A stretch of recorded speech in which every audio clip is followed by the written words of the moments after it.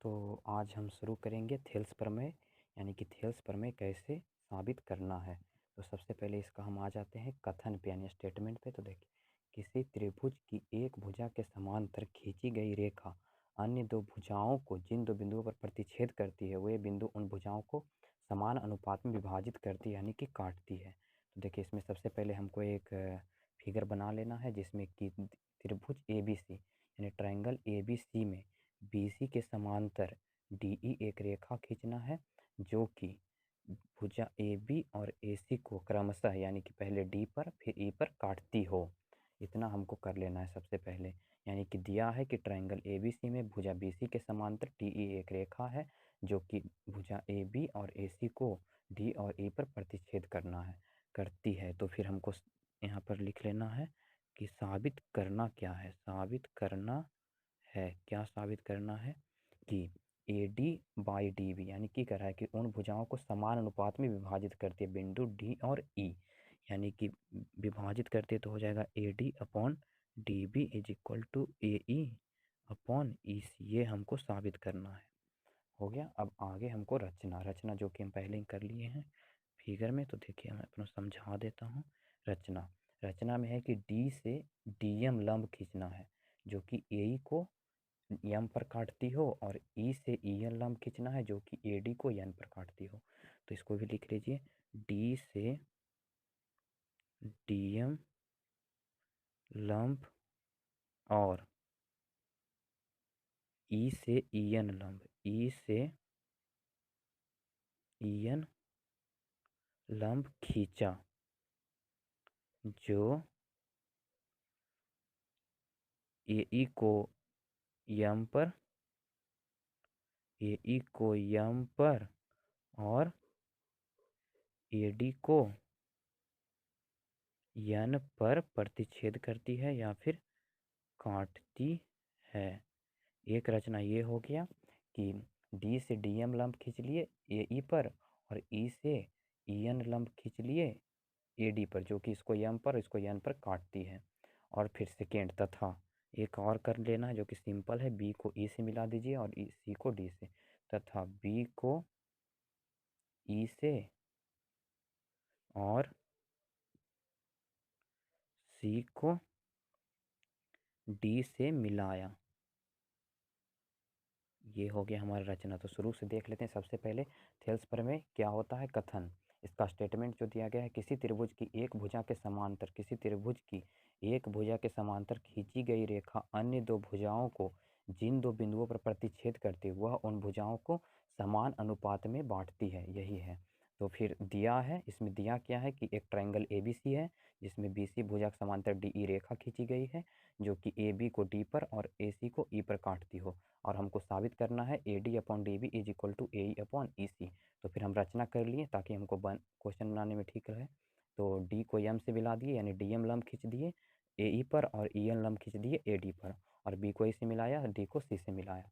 अब आ जाते हैं प्रमाण यानी कि प्रूफ पर इसका। तो फिर देखिए, प्रमाण साबित कैसे करना है। तो इसमें हमको दो चीज़ ध्यान रखना है। पहला ये कि ट्रायंगल का क्षेत्रफल हमको आना चाहिए, यानी कि त्रिभुज का क्षेत्रफल कब, जब इसका आधार और ऊंचाई यानी आधार और लंब पता हो। तो इसका फॉर्मूला हो जाता है 1/2 इंटू आधार और गुना में ऊंचाई, यानी कि लंब भी इसको आप कह सकते हैं। ऊंचाई को लंब कह लीजिए, जो भी ठीक है। और फिर अब इसी पे हमको बनेगा। तो सबसे पहले देखिए, सबसे पहले हमको ट्रायंगल ADE का क्षेत्रफल निकालना है। कब, जब इसका लंब EN हो। तो यहाँ पर ऐसे भी लिख सकते हैं, जब लंब EN हो तब ट्रायंगल ADE का क्षेत्रफल। तो देखिए, ट्रायंगल ADE का क्षेत्रफल क्या हो जाएगा, आधार AD यानी कि 1/2 इंटू आधार AD और लंब EN हो गया। और फिर इसका साथ ही कर लेते हैं बटा ट्रायंगल BDE का क्षेत्रफल। ये कब निकलेगा, जब इसका आधार EN है। ये एक विषमबाहु त्रिभुज है जिसका कोई भुजा बराबर नहीं होता है। तो फिर इसका जो होगा लंब वो इसका बढ़ाए हुए भाग पर होगा आधार का, यानी ट्रायंगल BDE का क्षेत्रफल लिख लीजिए, क्षेत्रफल इज इक्वल टू हो जाएगा, इसका भी बटा में हो जाएगा 1/2 इंटू बी डी इंटू में ई एन, इसको काट दीजिए, आ गया A D upon B D. Equation first. अब इसी तरीक़ा से हमको कर लेना है जब लंब डी एम हो, तब देखिए जब लंब डी एन हो, चलिए एक बार और देख लेते हैं, डी एम हो, देखिए ट्रायंगल ए डी ई दोबारा निकलेगा, लेकिन इसका लंब यहाँ पर बदल जाएगा डी एम, यानी कि ट्रायंगल ए डी ई का क्षेत्रफल, ए डी ई का क्षेत्रफल हो जाएगा, और अपॉन ट्रायंगल यहाँ पर निकल जाएगा डी सी ई का क्षेत्रफल, डी सी ई का क्षेत्रफल बराबर ए डी का क्षेत्रफल हो जाएगा 1/2 इंटू इसका आधार यहाँ पर हो जाएगा ए ई और गुना यहाँ पर लंब है डी एम अपॉन 1/2 इंटू इसका हो जाएगा आधार ई सी, ये भी एक विषमबाहु त्रिभुज है तो इसका बढ़ जाएगा, यानी कि आधार सी ई के बढ़ाए हुए भाग पर लंब आएगा, यानी इसका लंब डी एम हो जाएगा।